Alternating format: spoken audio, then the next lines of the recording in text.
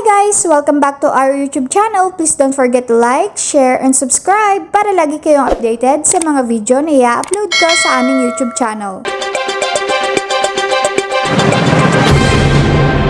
Princess, pagkakaroon ng universal social pension, pagpapalawak ng pagkakataon na makapagtrabaho ang mga senior citizens sa bansa at madagdagan pa ang benepisyong para sa kanila ang pangunahing tinalakay ng komite ngayong araw. Bilang ang isang substitute bill para sa 23 panukalang batas na naglalayong magkaroon ng universal social pension ang mga senior citizen. Ang isa lang sa mga tinalakay ng Committee on Senior Citizens ngayong hapon. Sa pagdinig ng komite, minumungkahi ng ilang mga kongresista na iakyat na sa 1,500 ang matatanggap ng mga senior citizen na buwan ng pensyon na ibibigay ng pamahalaan para sa kanilang pang-araw-araw na gastusing medikal. Pero giniit ni Committee Chairperson Milagros Magsaysay na mas praktikal kung ito ay gagawin mo ng 1,000 pesos.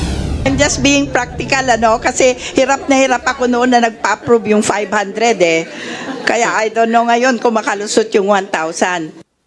Ito rin ay sinuportahan ng National President ng United Senior Citizen Welfare Association of the Philippines Incorporated na si Angelito Pragides.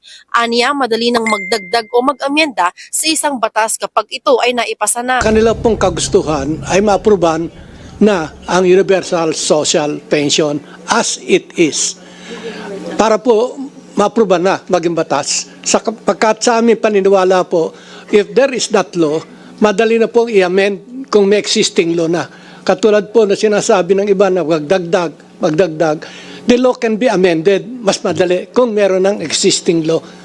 So, baka po magkaroon ng problema sa budget kung maglalagay tayo ng mga extra provisions of that law. Thanks for watching. Please don't forget to like, share, and subscribe.